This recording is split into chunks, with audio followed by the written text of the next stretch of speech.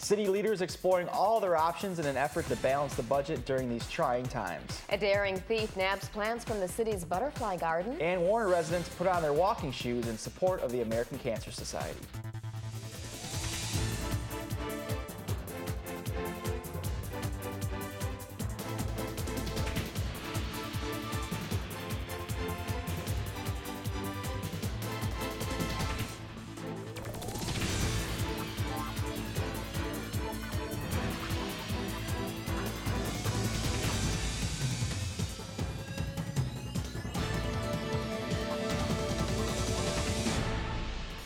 Warren is teaming up with the city of Centerline to reduce and prevent drug use in the community.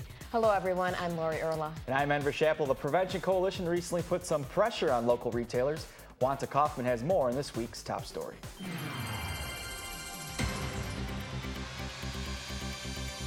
Some things are for adults only. Two of those things are alcohol and tobacco. The Warren Centerline Prevention Coalition teamed up with the Warren Police to remind retailers selling alcohol and tobacco to minors is not only dangerous, but it's illegal. We know statistically that especially gas stations right now, and we know that they don't make a great margin of money off of selling gasoline. They make 33% of their income off of selling tobacco. Okay, so it's hard not to sell. I understand that in this economy, but it's still illegal. And students visited about 40 stores.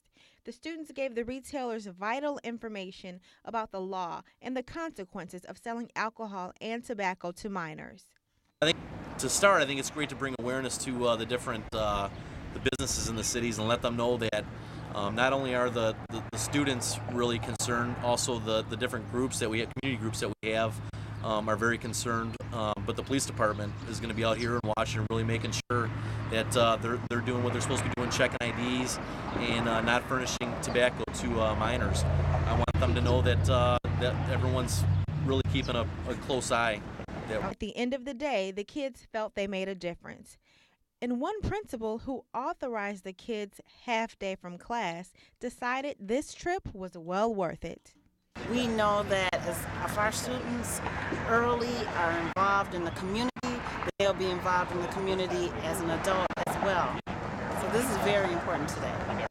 The Alcohol Retailers Project's goal is to decrease teen alcohol and tobacco use. If you would like to get involved in their efforts, contact the Warren Centerline Prevention Coalition at 586-439-4403. I'm Wanta Kaufman for TV Warren News. You can call this story a botanical mystery after someone recently stole 11 plants from Warren's Butterfly Garden adjacent to City Hall. Mayor Fouts said 5 milkweed plants and 6 black-eyed Susans were taken. Mayor Fouts initiated the idea of a butterfly garden, which opened in August of last year. Fouts said he will personally pay for the replacement of the plants. He is also personally offering a $500 reward for the apprehension and conviction of the person or persons responsible for this theft. Warren Mayor Jim Fouts recently sat down with other mayors, city managers, and elected officials to discuss budgetary challenges that cities are facing. During the session, leaders brainstormed about potential short and long-term solutions. The forum was hosted by Mayor Fouts and sponsored by Congressman Sandy Levin. TV Warren has begun taping school board meetings. Mayor Fouts is engaged in discussions with school superintendents. The coverage is intended to help citizens stay abreast of what is happening in the community. TV Warren covered the Van Dyke School Board meeting last week. Meetings will be replayed at various times on the government channel. Consumer energy customers can expect a small refund as part of an interim natural gas rate hike by the Jackson-based utility. The Michigan Public Service Commission recently authorized a rate increase, but the hike isn't as big as what the utility company initially requested. The gas rate increase, which took effect in November, raised the average customer's bill by about $3.50 a month. The refund could be reflected on bills as a credit. The pitter-patter of little footsteps could be heard throughout Warren City Hall last week. Over 50 kindergarten and first graders took a field trip to City Hall to see local government in action. The mayor took time to talk to the children and answer questions. The kids had a great time, and who knows, one of them may one day grow up to be mayor. Warren residents put on their walking shoes for the American Cancer Society's Relay for Life at Warren City Square last weekend. Wanta Kaufman was there and has the highlights. Every step taken and every lap walked was all for one common goal, a cure for cancer.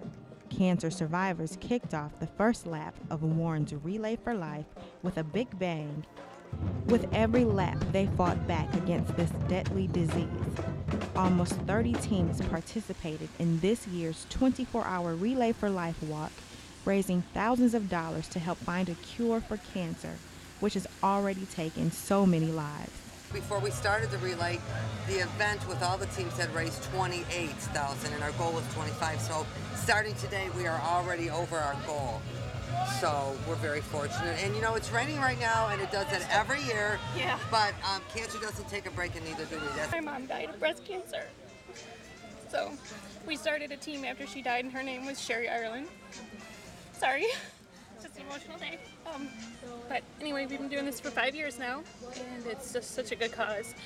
They raise money for all cancers, not just breast cancer, which is really good because there's so many horrible, horrible diseases out there because of cancer. So that's why we do it.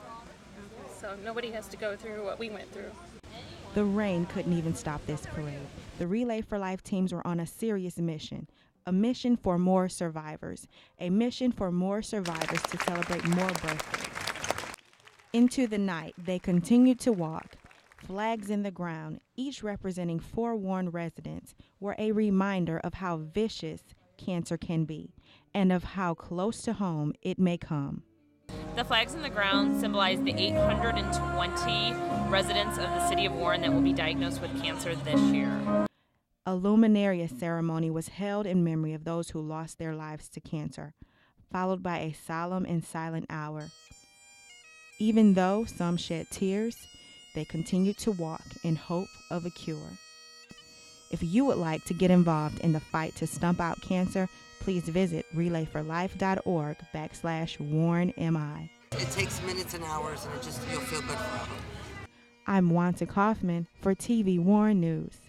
City and county government offices and the courts will be closed Monday, May 31st in observance of Memorial Day, but Warren's greatest garage sale will be open. More details on that coming up in the community calendar.